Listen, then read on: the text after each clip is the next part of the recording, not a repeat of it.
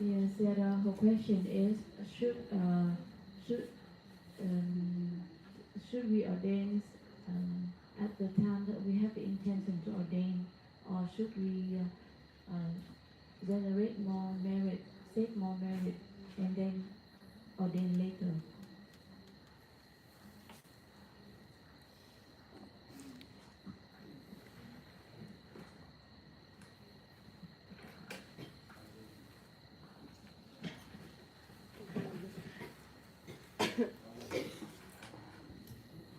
Even if we have intention to ordain as a nun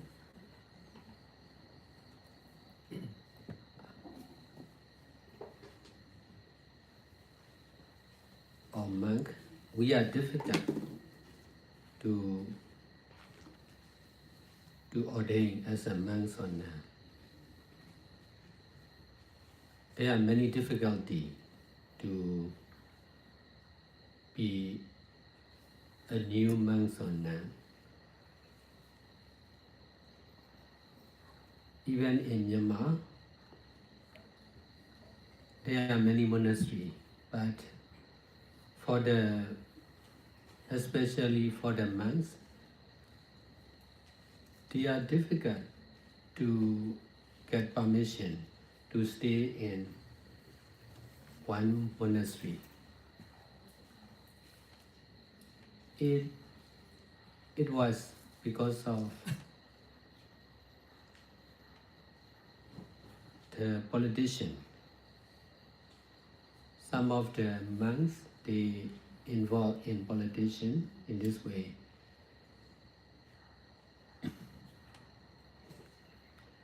The abbot of the monastery were in trouble because they are responsible for the monks who are staying in their monastery. They could not control their residents, so after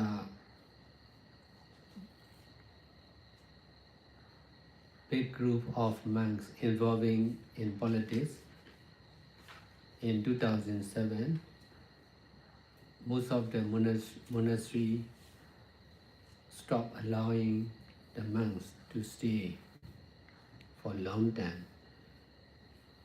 in their belongings. That was also one of the reasons the Power Center developed more and more with the monks, nuns, and lay people. Because the Power Center is new and not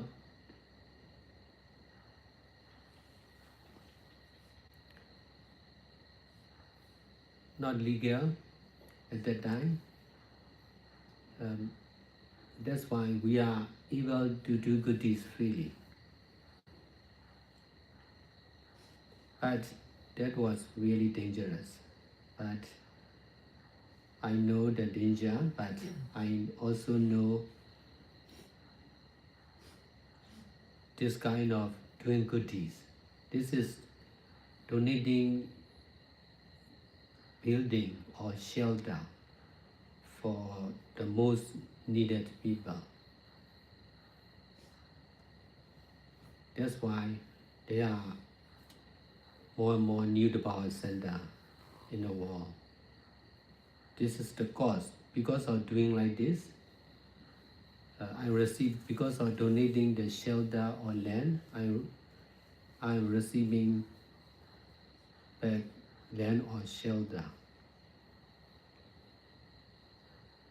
frequently.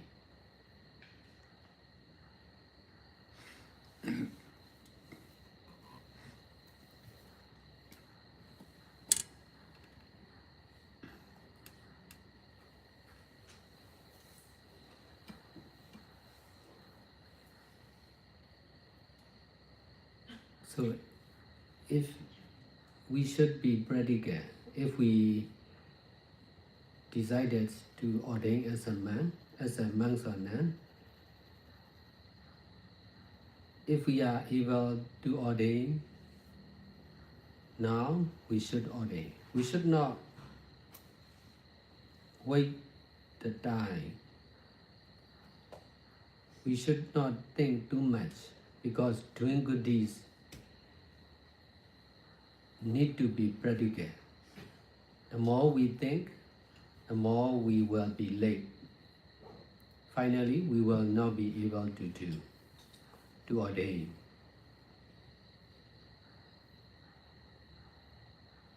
That's why, because of understanding and experiencing like this for over 20 years continuously, I established my own monastery or meditation center, and I allow anyone to ordain as monks or nuns for short time or long time.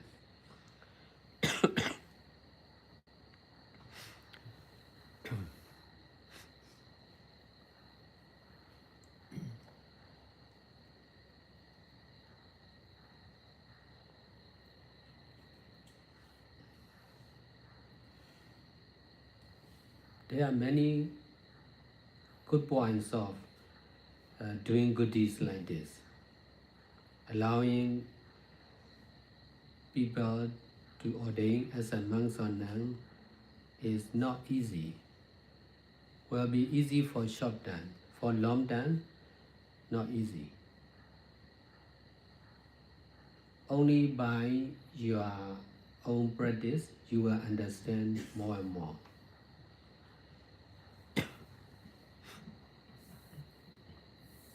Concerned with the monks and nuns, there are also many problems.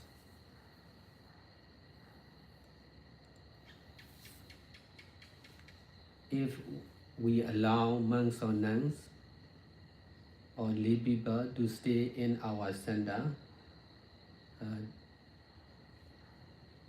some of the monks or nuns, they were occupied. They will not move again. If so, it is difficult to solve this problem. That's why, although there are many monasteries, they don't want to solve the problem. That's why they were not allowed for a long time staying for monks and nuns.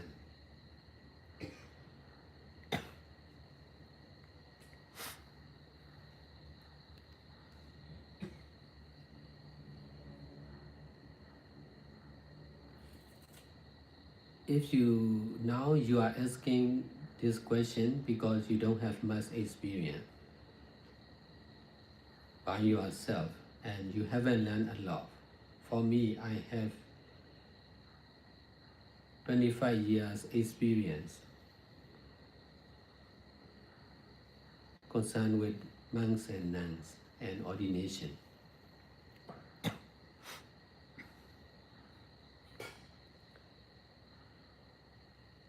That's why I can make right decision.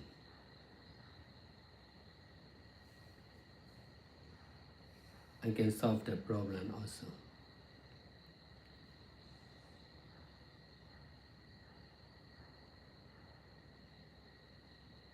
So if you are able to ordain as a nun, you should ordain for short time or long time. You should think only for short time first. If it is okay, you should continue more and more. Only by practice you will understand clearly. Without your own practice, you are difficult to understand, although I'm explaining to you. Not easy like the lay people. There are many difficulties concerned with the life of monks and nuns. But there are also many good points. many good opportunity.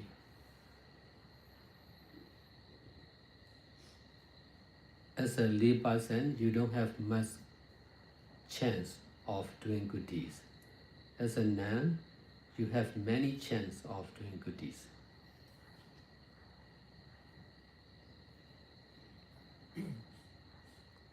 And that's why it is better to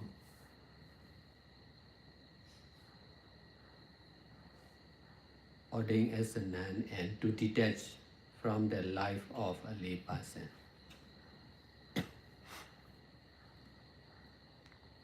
Even if you want to stay as a lay person for a long time, you need to detach from the life of a lay person. That's why you should ordain.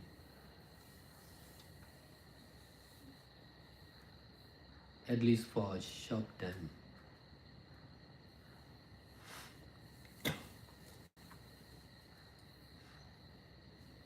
Not knowing is the cause of problem. If you know about the life of monks and nuns from inside, you will not have much problem with monks and nuns.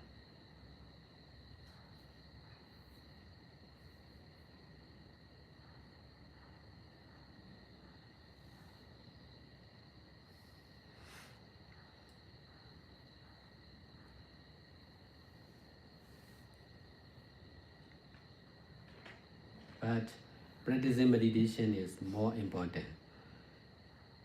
If you are not practicing meditation as a nun, that is not the best.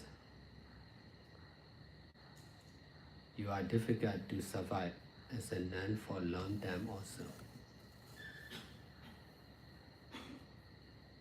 Practicing and teaching meditation is really important.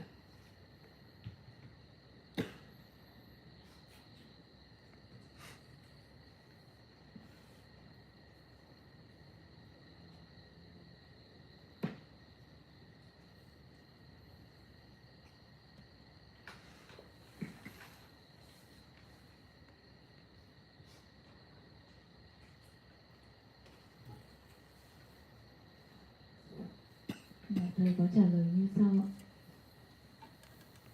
Nếu như nếu như chị có ý định để xuất gia trở thành, nếu như chúng ta có ý định để xuất gia trở thành một vị tôn nữ hay một vị chư tăng, thì chúng ta cũng có rất nhiều khó khăn để có thể làm được điều đó. Có rất là nhiều sự khó khăn để có thể trở thành một vị chư tăng hay là chư ni mới. Ngay cả ở Miến Điện thì có rất nhiều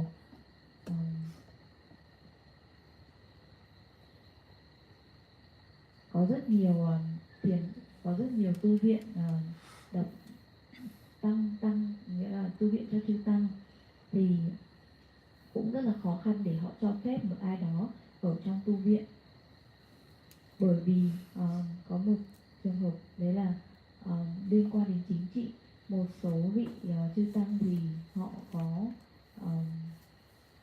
là làm một số thứ liên quan đến chính trị, vì thế mà sư trụ trì sẽ gặp vấn đề nếu như mà vị chư tăng đó ở trong tu viện. Vì thế mà bởi vì nếu như là đồng ý cho vị chư tăng đó ở trong tu viện thì vị trụ trì sẽ phải chịu trách nhiệm cho vị chư tăng đó. Vì thế mà thường thì vị trụ trì sẽ không có đồng ý cho phép ở, vì nếu như họ không quản lý được thì họ sẽ không thể cho ở được. Ví dụ như cái trường hợp năm 2007 có một nhóm lớn các vị chư tăng có liên quan đến hoạt động chính trị. Vì thế mà sau đó có rất là nhiều tu viện họ không có đồng ý cho chư tăng ở. Và đấy là một trong những lý do khiến trung tâm Thabawa có thể phát triển. Bởi vì tại thời điểm đó thì trung tâm Thabawa là một trung tâm mới, vẫn chưa có hoạt động chính thức, nghĩa là legal, là chưa có được công nhận luật pháp ấy. Thì vì thế mà có thể làm được những cái tiện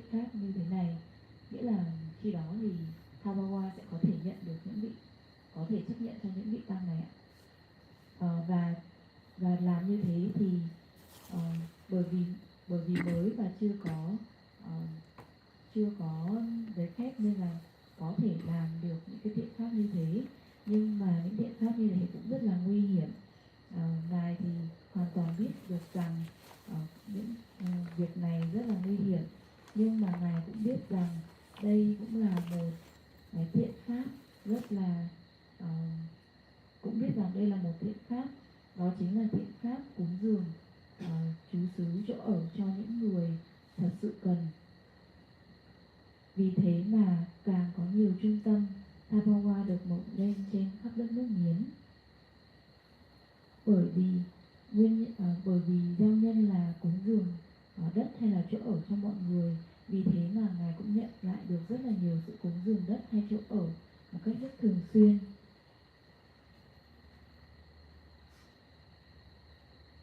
Vì thế mà chúng ta nên phải thực tế.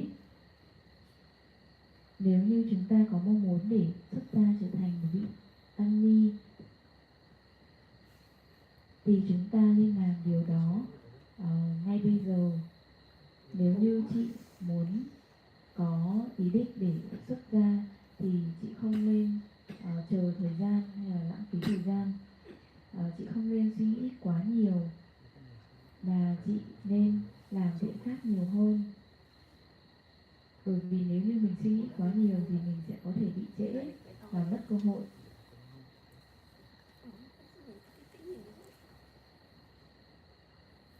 Nếu mà nghĩ quá nhiều thì có thể bị trễ và cuối cùng thì sẽ không có thể xuất gia được nữa.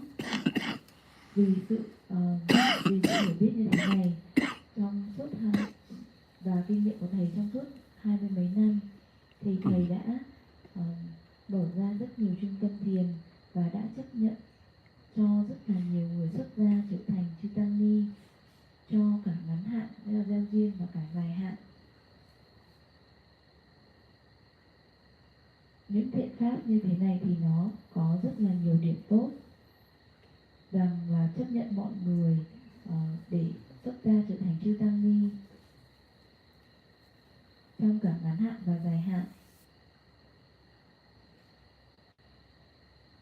Thì thầy có nói rằng chỉ khi nào bằng chính trải nghiệm cá nhân của chị thì chị mới có thể hiểu được nhiều hơn nữa liên quan đến cuộc sống của đời sống của chư tăng ni. Thì cũng có rất là nhiều vấn đề.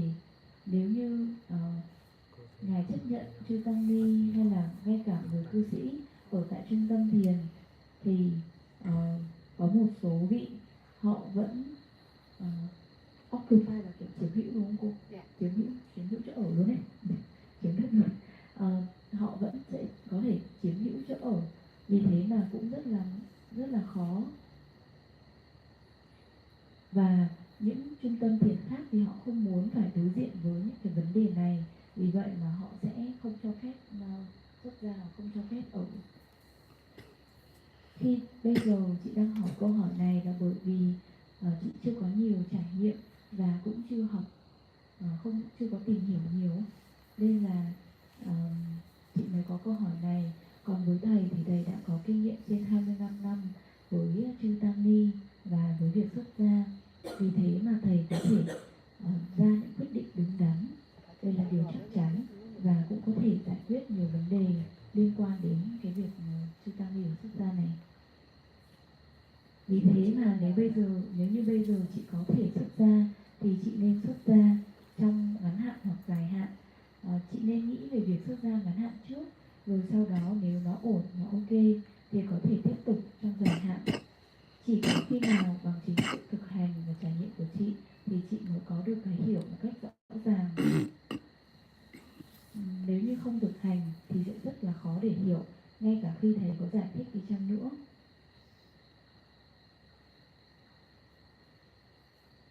Cuộc sống của chư tăng ni thì không có dễ dàng như là cuộc sống của những người cư sĩ. Có rất nhiều sự khó khăn trong cuộc sống của chư tăng ni, và điều đấy thì chỉ có trải nghiệm mới biết được ạ. Nhưng nó cũng có rất là nhiều điểm tốt và có rất là nhiều cơ hội. Bởi vì khi chị là một tu nữ hay là một tu ni thì chị có rất là nhiều cơ hội để làm thiện pháp. hơn nếu có thể xuất gia và xả ly khỏi cuộc sống của một người cư sĩ. Ngay cả khi chị muốn làm cư sĩ, ngay cả khi chị vẫn muốn làm cư sĩ trong dài hạn thì chị cũng nên xả ly khỏi cái việc mà mình muốn trở thành cư sĩ, và đấy chính là lý do, nghĩa là nếu mà mình có sự dính mắc của cuộc sống của một người cư sĩ thì mình cũng nên xả ly cái sự dính mắc đấy, và đó là lý do tại sao mình nên xuất gia ít nhất là cho ngắn hạn, như là xuất gia giao duyên ấy. Cái việc không biết chính là nguyên nhân của mọi vấn đề. Nếu như chị biết về cuộc sống của một chư tăng ni ở từ bên trong, nghĩa là khi ở trong tăng đoàn ấy, thì chị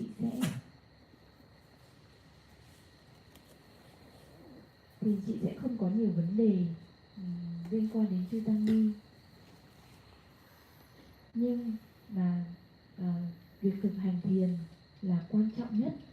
Nếu như chị không thực hành, ngay cả khi chị xuất gia mà chị không thực hành thiền thì nó không phải là điều tốt nhất. Và nếu như mà xuất gia mà không thực hành thiền thì cũng rất là khó để có thể duy trì cuộc sống của một người tu sĩ hay tu nữ trong thời gian dài. Vì thế mà việc thực hành thiền và dạy thiền là điều rất là quan trọng, thực sự quan trọng.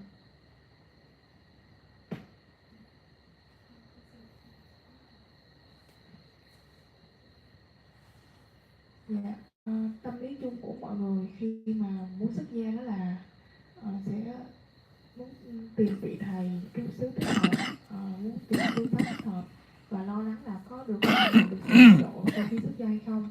Thì con muốn hỏi đó có phải là một sự dính mắc về bản ngã hay không?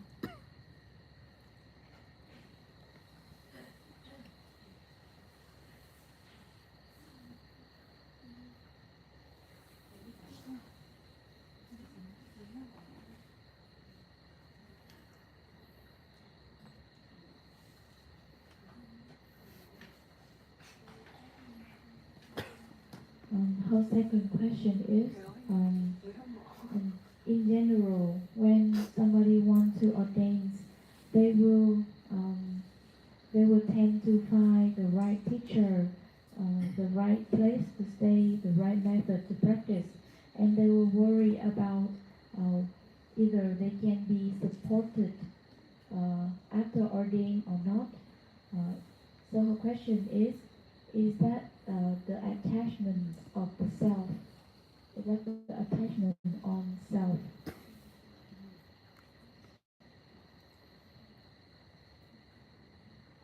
For what?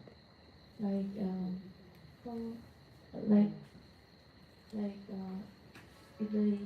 if somebody wants to ordain but they have many worry and they want to select, or they want to have the right teacher, the right place to stay, the right method to practice. So is that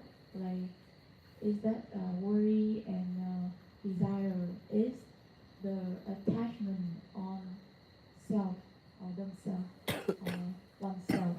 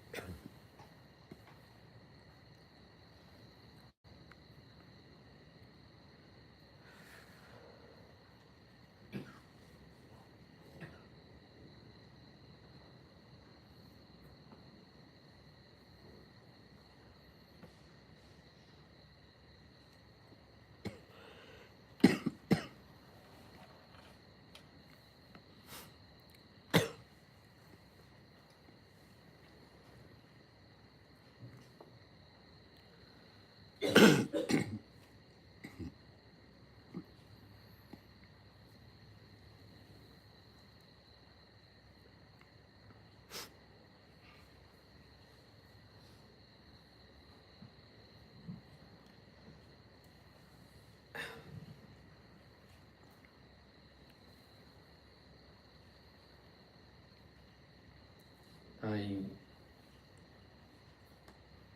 have many experience with this kind of thinking.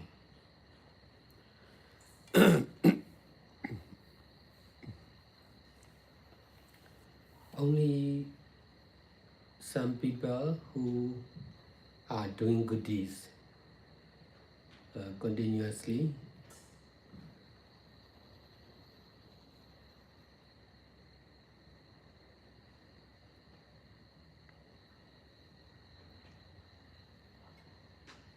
In this life, or only for some people who already did greater good deeds.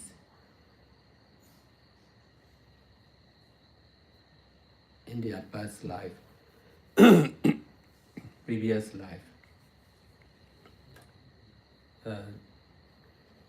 Only a few people can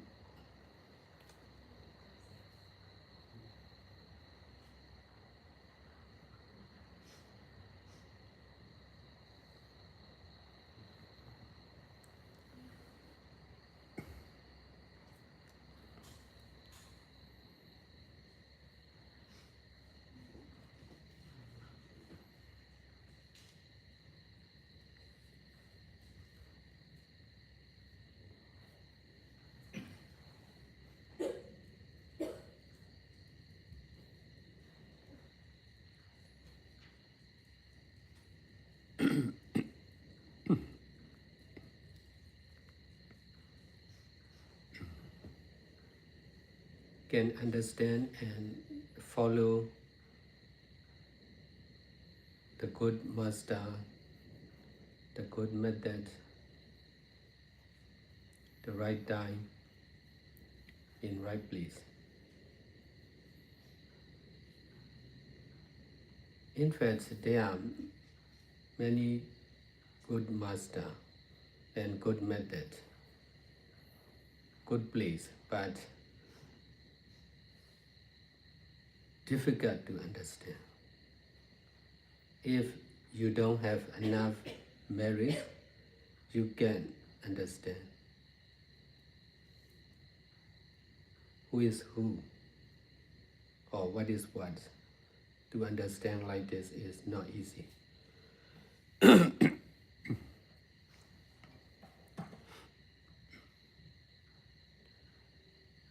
To solve without some people, most of the people went to meet a good teacher first and then they will practice. They want to find the good method first and then they will practice. That is really difficult.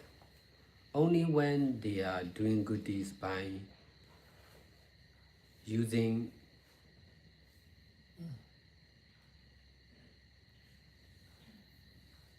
the method, the master, they are able to use.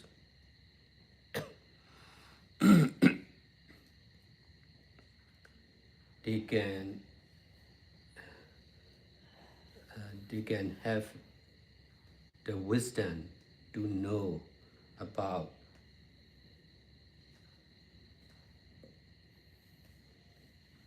weakness and good points of meditation master and method and meditation center.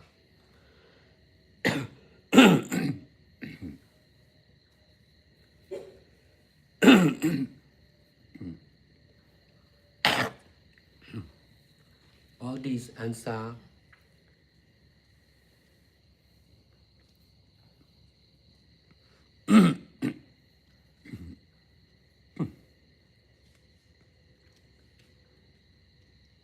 are concerned with doing good deeds practically, continuously, in order to save enough, merits to know the truth of meditation master and meditation master method and meditation center.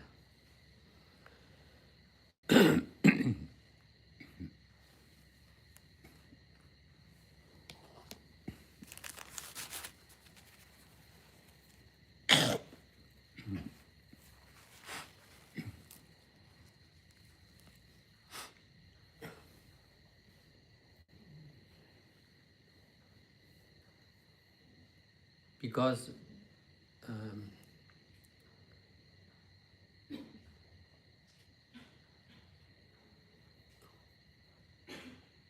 whatever concerned with Buddha, Dhamma and Sangha are not easy to understand. Buddha, Dhamma and Sangha are beyond the understanding of normal people. That's why, in order to know about Buddha, Dhamma and Sangha, we need to we need to do good deeds beyond the tradition.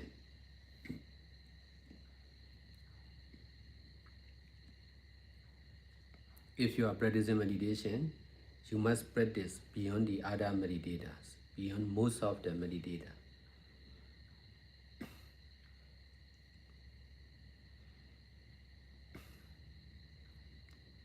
In this way, you can understand about Buddha, Dhamma and Sangha more and more clearly and deeply.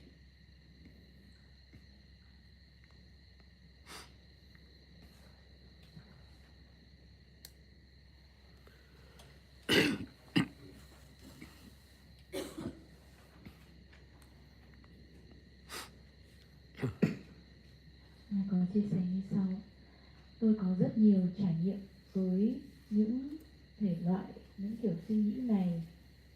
Chỉ có một số người họ làm thiện pháp một cách liên tục trong đời này, hay là họ đã từng làm những phước thiện thủ thắng trong những kiếp quá khứ. Chỉ có rất là ít những người như thế có thể hiểu và đi theo được một vị thầy tốt, một phương pháp tốt ở đúng thời gian và đúng địa điểm. Thực tế là có rất nhiều phương pháp tốt, có rất nhiều vị thầy tốt, có rất nhiều chủ sĩ tốt, nhưng rất là khó để biết được nếu như bạn không có đủ phước báu. Nếu như bạn không có đủ phước báu thì bạn sẽ không thể hiểu được ai như thế nào và nó ra sao. Bởi vì để hiểu được như thế thì không phải là điều dễ dàng. Hầu hết mọi người thì họ muốn có thể gặp được vị thầy tốt trước rồi mới thực hành, hay là gặp được phương pháp tốt trước rồi mới thực hành. Nhưng mà điều đấy nó rất là khó. Chỉ khi mà họ có thể thực hành bằng việc sử dụng bất kỳ phương pháp hay vị thầy nào mà họ có khả năng sử dụng thì họ sẽ có được, và rồi thực hành theo thì rồi họ sẽ có được trí tuệ để biết rằng đâu là điểm mạnh, đâu là điểm yếu của cái phương pháp đó, hay vị thầy đó, hay trung tâm trú xứ đó. Tất cả những câu trả lời thì đều liên quan đến việc làm thiện pháp một cách thực tế và liên tục. Để có thể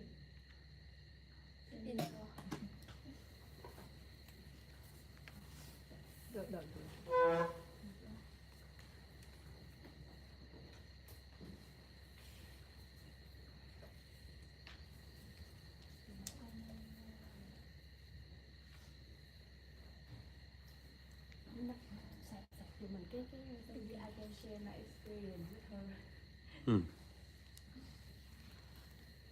So she can know more. If you can understand, you should you should do.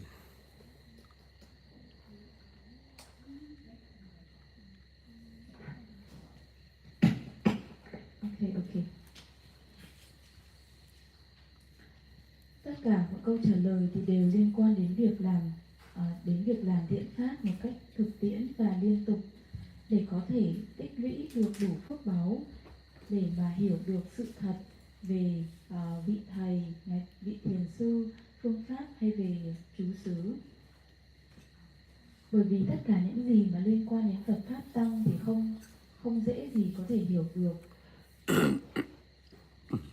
Phật pháp tăng thì nó vượt lên trên tầm hiểu biết của một người bình thường, và để có thể hiểu được về Phật pháp tăng thì chúng ta cần phải làm thiện pháp vượt lên trên truyền thống bình thường.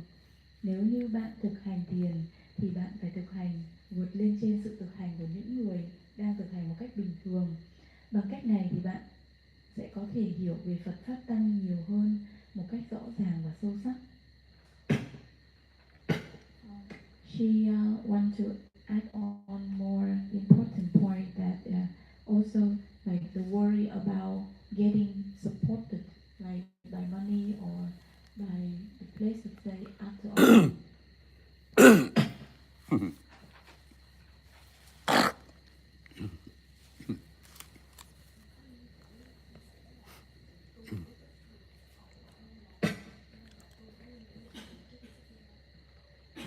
Because some people told her that as a nun they will be less supported compared with the monk. So the woman who want to ordain should save money before they ordain.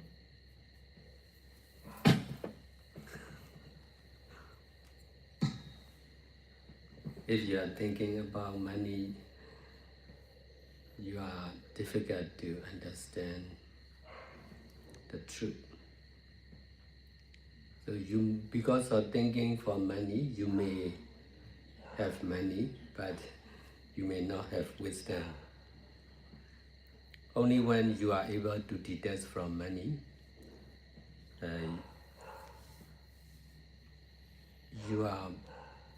you can understand more and more about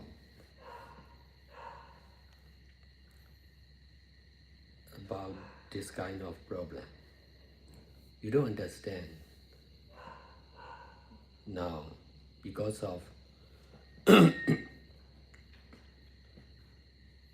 you are listening to the other people. If you listen to Buddha or Sangha or meditation teacher, you don't need to listen other people. You must detach from listening to the other meditators or lay people. If not, you are difficult to understand like me. I was a former businessman. I could detach money or business from my mind. That's why I can understand like this. And I can do many things. Not much need to think about money. Just need to think about merits, greater merits.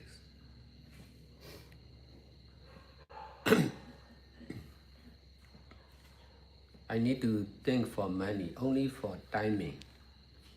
For Bodh Gaya Bhava Center, we have to pay back as soon as possible. This is from the side of the seller. So I have to think about the time for $1 million for 1 year. But actually, only 1.5 years, only after 1.5 years, we could pay nearly all amount of 1 million. But it is okay from the side of the seller because he wants to help us as much as he can. He wants to fulfill our need by selling his property.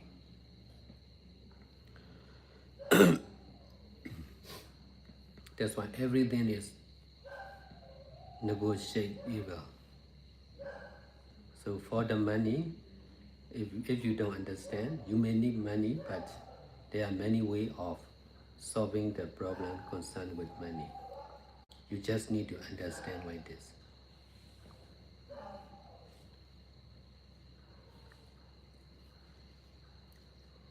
In order to understand like this, you must stop thinking about money.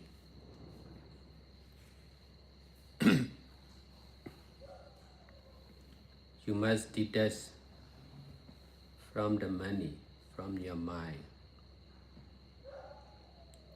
money is really dangerous. If you keep money in your mind, you will face many problems concerned with money.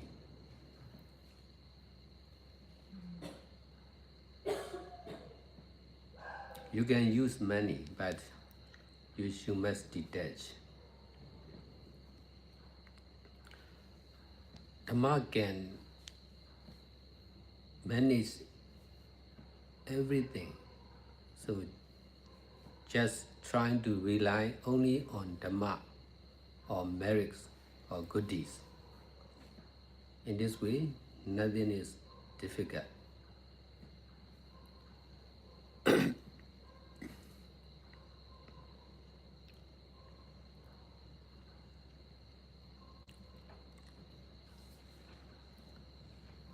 There are many rich people in the world. They can support money, but not much enlightened person.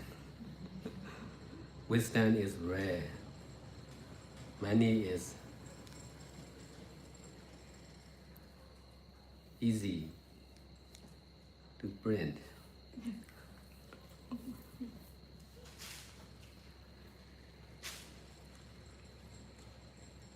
Wisdom cannot publish like money.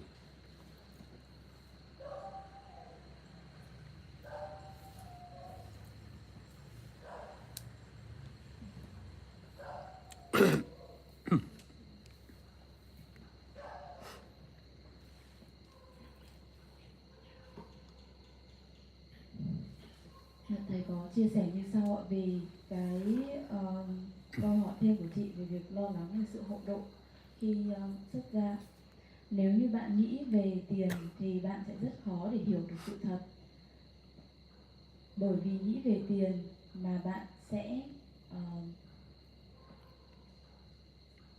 nếu như bạn nghĩ về tiền thì bạn sẽ có được tiền, nhưng bạn sẽ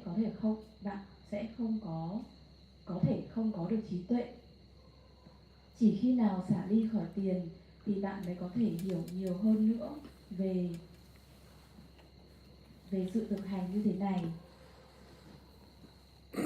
Bây giờ thì bạn chưa hiểu được bởi vì bạn đang lắng nghe từ những người khác. Nếu như bạn lắng nghe từ Phật,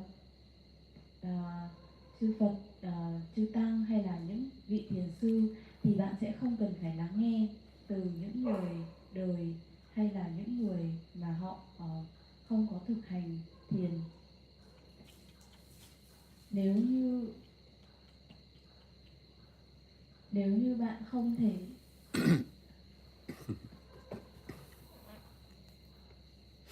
nếu mà không nghe từ Phật Pháp Tăng, nếu không thì bạn sẽ rất là khó để hiểu như là cách tôi hiểu. Trước đây thì tôi đã là một nhà kinh doanh, và bởi vì có thể xả ly khỏi tiền và xả ly khỏi công việc kinh doanh nên tôi mới đến được sự hiểu biết như thế này. Vì thế mà chỉ cần nghĩ đến phước báu hay là nghĩ đến những cái thiện pháp thù thắng mà thôi, chứ không phải là tiền. Tôi chỉ nghĩ về nếu mà nói về tiền thì tôi chỉ nghĩ về cái vấn đề thời gian thôi. Ví dụ như ở trung tâm tiền Bodh Gaya thì chúng tôi phải trả cho chủ đất sớm nhất có thể. Và vì thế mà tôi cần phải nghĩ về thời gian. Đó chính là 1 năm thì phải trả 1 triệu đô. Thực tế là sau 1 năm rưỡi thì chúng tôi mới có thể trả được gần hết 1 triệu đô. Nhưng mà ở phía chủ đất thì họ ok với điều đó, bởi vì ông ấy cũng muốn giúp chúng tôi nhiều nhất có thể, và ông ấy muốn bán mảnh đất đấy cho chúng tôi để có thể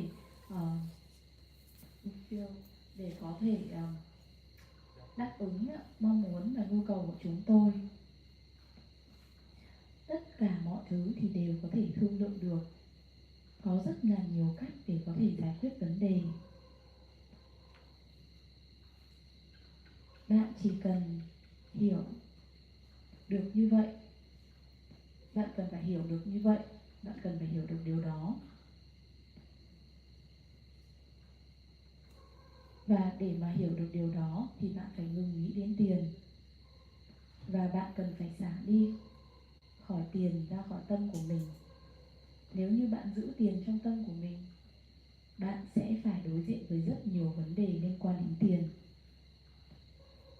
Bạn có thể sử dụng tiền nhưng bạn không nên dính mắc với nó. Pháp có thể manage, Pháp có thể điều phối, quản lý tất cả mọi thứ. Vì thế mà bạn chỉ cần nương tựa vào Pháp mà thôi, hay nương tựa vào phước báu, hay là các việc thiện pháp. Bằng cách này thì không có gì là khó khăn cả. Có rất nhiều người giàu trên thế giới này, nhưng mà không có nhiều người giác ngộ. Trí tuệ thì rất là hiếm. Tiền thì có thể in được, trí tuệ thì không thể in ra giống như tiền.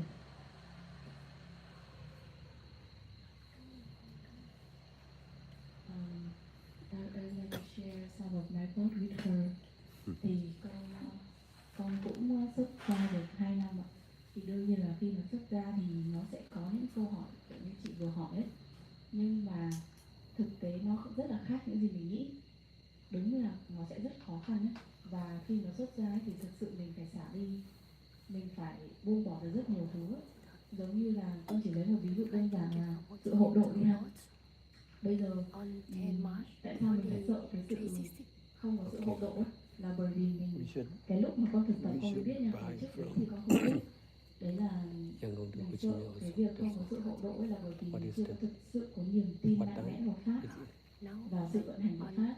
Khi mà mình có cái mình biết một cái câu là pháp sẽ hộ trì người hành trì pháp, đúng không?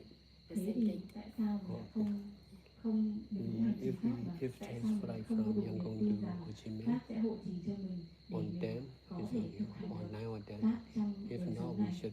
Và khi mà thì pháp nó sẽ chỉ cho mình vừa đủ thôi, nó sẽ không cho như kiểu thứ mình ham muốn ấy. Thì đấy cũng chính là cách mà tại sao các vị lại thực tập những cái hạnh như là hạnh đầu đà này, rồi xả ly này, rồi ra khỏi nhà để đi vào rừng này. Nó để làm cái gì? Là để xả ly khỏi cái sự dính mắc ấy. Và thực hành theo lời dạy của thầy thì sau khi mà thầy xuất gia, trước khi thầy xuất gia là thầy đã cúng dường hết của cả tiền bạc của thầy cho Tam Bảo. Thì dù là rất sợ hãi nhưng con cũng đã thử là ok, chuyển hết tiền trong tài khoản làm thiện pháp của thầy, xem điều gì sẽ xảy ra sau đấy. Nghĩa là mình phải tự thực hành ấy để biết điều gì xảy ra. Thì nó rất là vi diệu, đấy là dù không có giữ tiền nhưng mà tất cả các thiện pháp khi con đi làm ấy thì nó được sự hộ độ từ đâu đấy ở trên trời nó xuống, chứ không phải là cái mà mình có thể nắm giữ được ấy. Nghĩa là ví dụ như là con cũng muốn đi làm thiện pháp theo ngài, nhưng mà xuất gia rồi thì mình đâu có thu nhập hay là nguồn tiền nào để mà đi được. Nhưng mà đúng là sẽ có những vị họ rất là muốn hộ độ để có thể để cho những người mà thật sự có mong muốn làm thiện pháp ấy, thì những vị đó họ sẽ hộ độ cho mình để đi được. Và pháp nó vận hành rất là vi diệu, là kiểu mình cũng không thể nắm giữ được là người này sẽ hộ độ cho mình hay là người kia sẽ hộ độ cho mình ấy. Mình sẽ không thể nào mong cầu là người này sẽ hộ độ cho mình lâu dài hay là người kia sẽ hộ độ cho mình lâu dài ấy. Mà thực tế là đủ duyên cái đoạn nào thì họ sẽ giúp đoạn đấy. Và đấy là lý do mà mình sẽ không bị, nghĩa là sau khi mà xả ly tiền ấy, thì mình mới biết được cái dính mắc của với mình với tiền ấy, nó không phải là với tiền nha, mà nó là một cái nỗi sợ hãi nào đấy. Nó là cái nỗi sợ hãi không được làm theo ý mình đó. Rồi nó là cái nỗi sợ hãi mà ốm đau thì sao, là sợ chết thì nếu mà mình thực sự tin tưởng pháp ấy mà mình hành tiền thì mình cũng đâu có, đằng nào cũng phải chết thôi mà, thì có tiền hay không có tiền thì vẫn chết thôi thì mình sẽ bằng cái sự thực hành đấy ấy, thì mình mới biết là cái sự dính mắc của mình với tiền ấy nó sâu xa hơn, nó là cái gì. Và về sau khi mà con thực hành một thời gian thì con thấy là sự dính mắc với tiền ấy nó còn dễ giải quyết hơn rất nhiều sự dính mắc trong tâm, thật sự luôn á. Và sự dính mắc với cái ngã của mình nó khó giải quyết hơn tiền rất là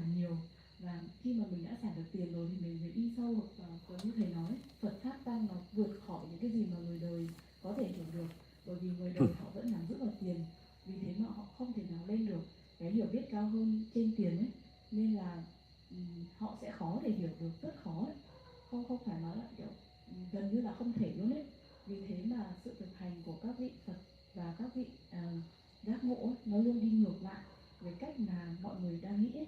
Thế nên là hồi đầu thì con cũng có rất nhiều băn khoăn ấy. Con không phải hỏi một vị thầy đâu mà con hỏi rất nhiều vị thầy. Con có nên xuất gia hay không? Con có nên bây giờ con có nên xuất gia hay không? Nó phải hỏi trong tầm chắc khoảng 1-2 năm liền ấy. Sau khi mà mình có đủ duyên gặp được một vị thầy có thể khai thị cho mình rằng là con đừng có nghĩ nhiều stupid, kiểu đừng có nghĩ nhiều như vậy nữa, bởi vì những cái nghĩ của con ấy nó cũng không có thực tế đâu, mà các vị đã trải qua rồi, các vị chia sẻ cho mình những cái rất là thực tế.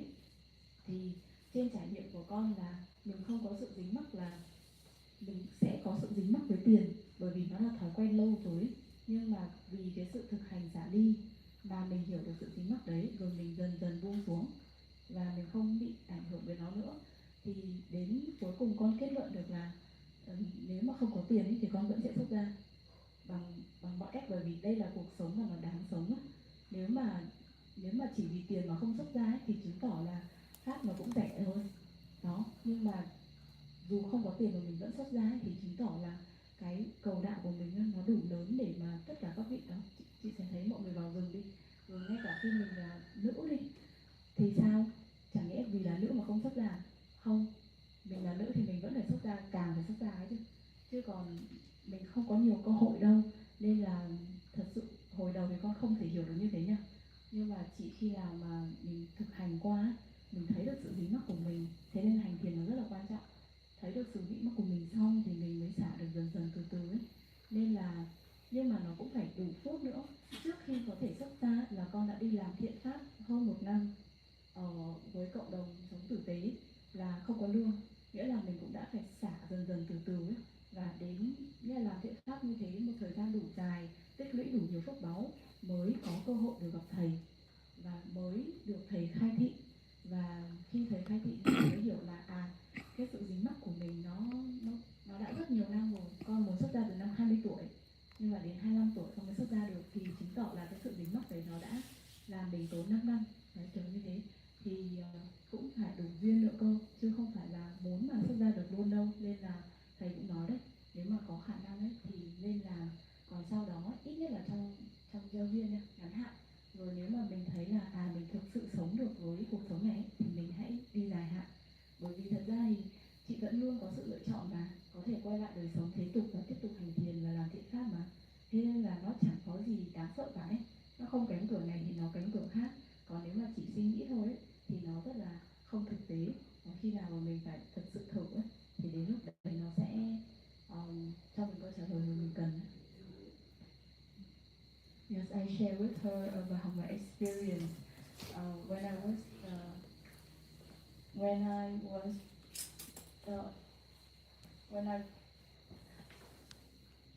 when I told her about the attached with the money.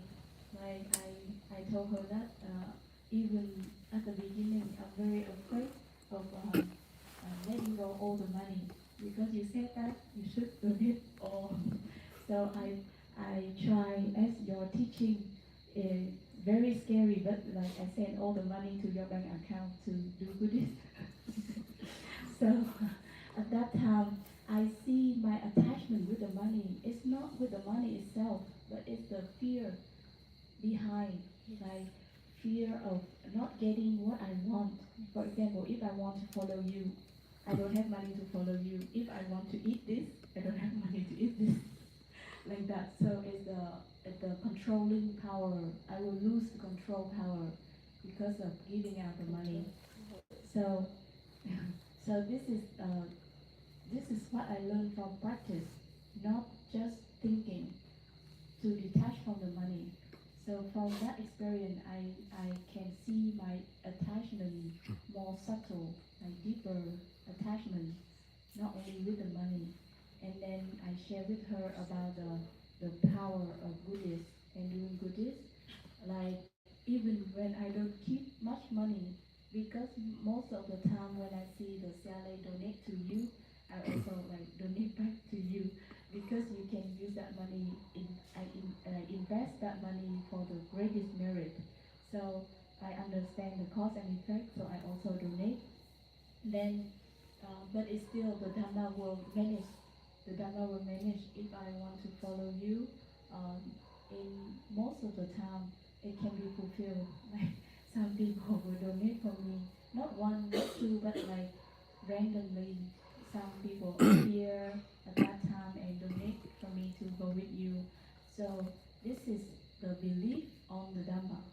If because the Dhamma will protect those who practice Dhamma. So if we not truly believe on Dhamma, we will not let the Dhamma run by itself. We will try to control everything we want to do. But if we lose the control, the Dhamma can work very well. So from my experience, I trust Dhamma more than myself because I already testing like, okay, if I want to control, then what happens? Then the result have many side effects.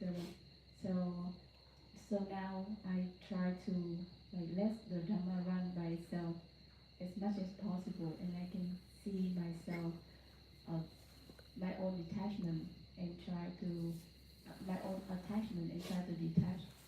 So I share with her also the third point I share with her is it's very rare chance to ordain because like I will ordain anyway if even I don't have money because the Dhamma is more valuable than the money, and I will ordain even I was a woman because there then why not, like if I was if if I was a woman, then if I'm a woman, then I should ordain more because not much chance to ordain.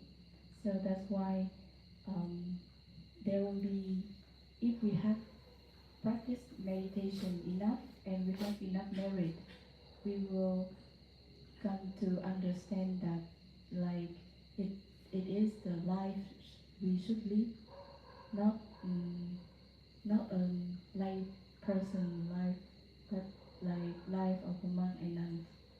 And in order to do that, before ordination, I have to save a lot of merit.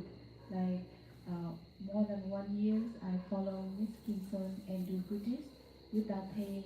Not too much, like just support money to go, but not pay, like not pay like regular.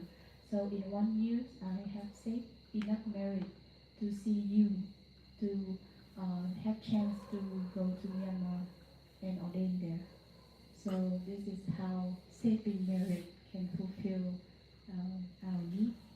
Because even when I want to ordain, like I want to ordain at 20 years old, but only 5 years later I can ordain. So it's not easy. So that's why I hope that she can understand more and make the right decision.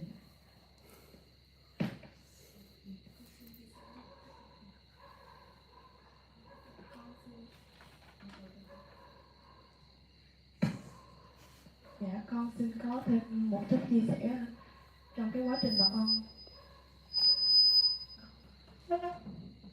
trong quá trình mà con tu tập và phụng sự thì bản thân con cũng đã trải nghiệm những cái điều rất là vi diệu. Đúng là Pháp sẽ hộ trì người hành Pháp. Trong đợt vừa rồi, trước đó thì con cũng đã có ý định xuất gia, và trong đợt vừa rồi đi Ấn Độ về thì cái mong muốn được xuất gia của con nó càng được thúc đẩy mãnh liệt hơn nữa. Nhưng mà bản thân con vẫn còn cái đối với công việc và với trách nhiệm với gia đình. Thậm chí là nếu như xuất gia ngắn hạn, xuất gia yêu duyên thì con cũng phải xả ly khỏi công việc, và cũng có sự lo lắng đó là sau khi mình nghỉ việc rồi thì sẽ khó quay trở lại một cái công việc tương tự như vậy. Thì đó là không biết đó là cái sự vô minh dính mắc của con. Mong Ngài cho con thêm những cái lời xác thực để mà con có thể quyết tâm mạnh mẽ hơn.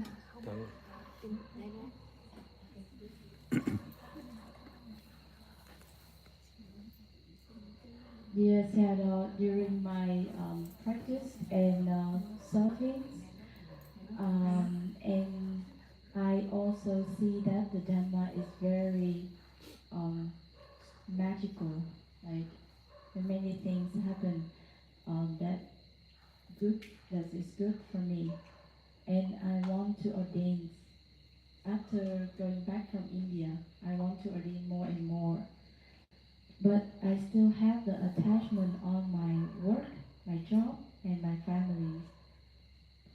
Because I know that if I ordain, even just for temporary, I have to detach from my work, my job, and it's very difficult to come back as the same job as before. So could you give me some encouraged words so um, I can have more strength to make decision?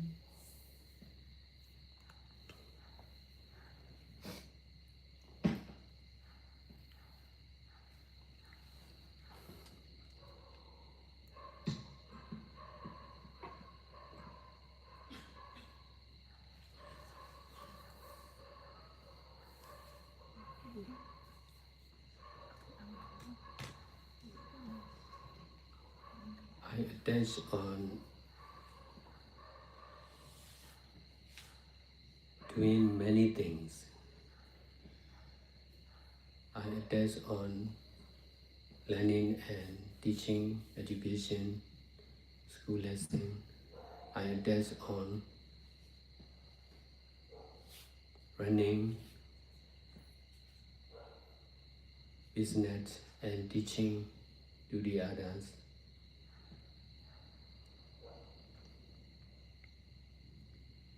I worked very hard before I started practicing meditation. That's why I am skillful to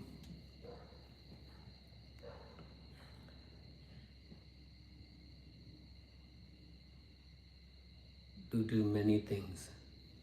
But when I started practicing meditation by keeping precepts, I can understand very well. I could understand very well. This is really great to do. Helping, helping people, donating our life, our Nama and Rupat to Buddha, Dhamma and Sangha, keeping precepts and controlling both of personal and collective mind to be stable and pure are the greatest job or good deeds. Because of attachment on doing something,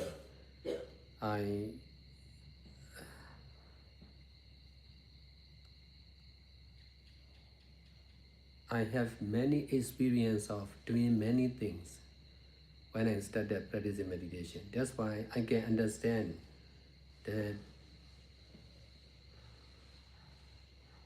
greatness of doing good deeds like this. At that time, I was not skillful to keep preset to practice meditation, but I can understand this is the job I must do. I'm certified to do even from the beginning of practicing meditation by keeping present.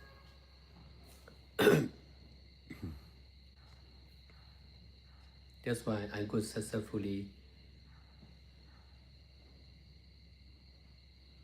start my business.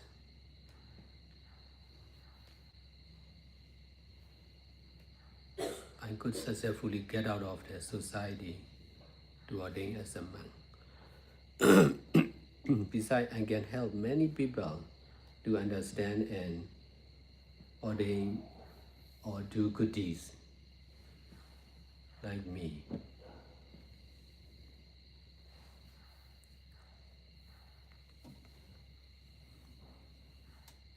So if you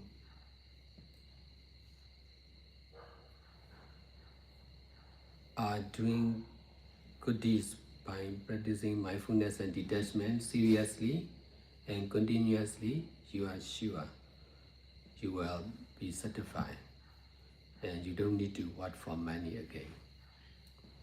You don't need to think about business, politics, or anything.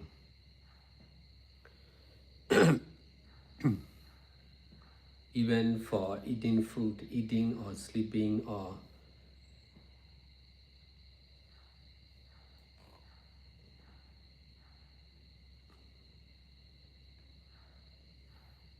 sexual contacts are not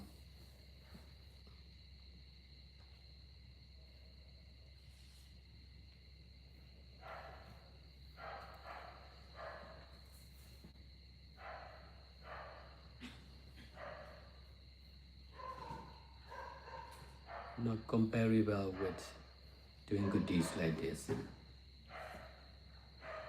That's why if we are doing good deeds like this, seriously, we can let go of everything.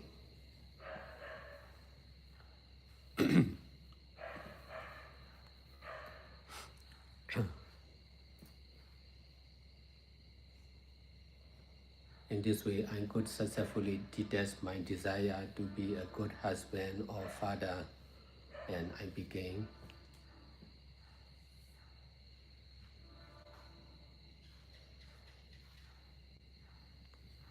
a meditation teacher and Buddhist monk.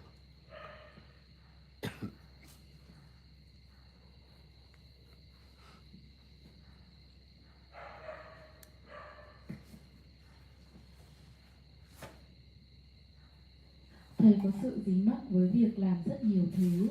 Thầy cũng có sự dính mắc với việc học, với việc dạy và học những bài học ở trong trường. Thầy cũng có sự dính mắc với việc vận hành doanh nghiệp của mình và dạy những người khác. Thầy đã làm việc rất là vất vả, rất là nhiều, rất là nỗ lực trước khi thực hành thiền. Vì thế mà thầy hiện sản trong việc làm rất nhiều thứ. Nhưng khi bắt đầu thực hành thiền bằng việc giữ giới thì thầy có thể hiểu một cách rất rõ ràng rằng đây chính là điều tuyệt vời nhất, tốt nhất để làm. Đó chính là giúp đỡ người khác. Cúng dường toàn bộ cuộc sống hay danh sắc, nghĩa là thân tâm của mình cho Phật Pháp Tăng. Và giữ giới và làm chủ được tâm thức của mình và tâm thức cộng đồng là thiện pháp hay công việc phù thắng nhất.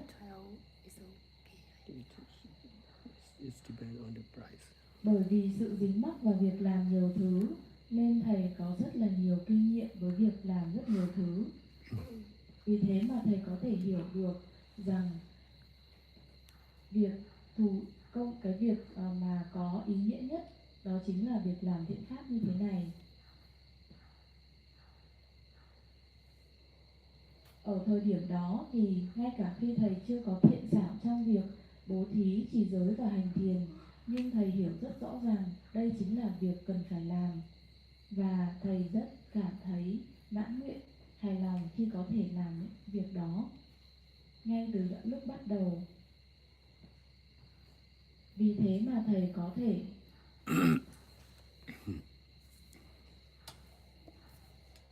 thể dừng công việc kinh doanh, có thể thành công trong việc giảm đi khỏi công việc kinh doanh đó và xuất gia, rồi sau đó giúp đỡ rất nhiều người để có thể xuất gia và làm tất cả các loại thiện pháp như bây giờ, và giúp tất cả mọi người có thể làm những thiện pháp như Ngài đang làm. Vì thế mà nếu như chị đang thực hành và làm thiện pháp, chị đang làm thiện pháp bằng việc thực hành chánh niệm và xả ly một cách liên tục và nghiêm túc, thì chị sẽ chắc chắn chị sẽ có thể xả ly được.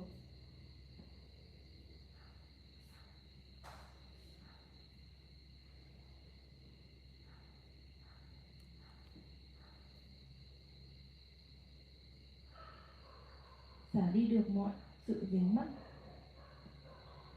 Ngay cả với việc ăn uống ngủ nghỉ hay tình dục thì cũng không thể nào so sánh với cái việc làm thiện pháp. Vì thế mà nếu như chị làm thiện pháp một cách thực sự nghiêm túc thì chúng ta, nếu như chúng ta làm thiện pháp thực sự nghiêm túc thì chúng ta có thể buông xuống tất cả mọi thứ.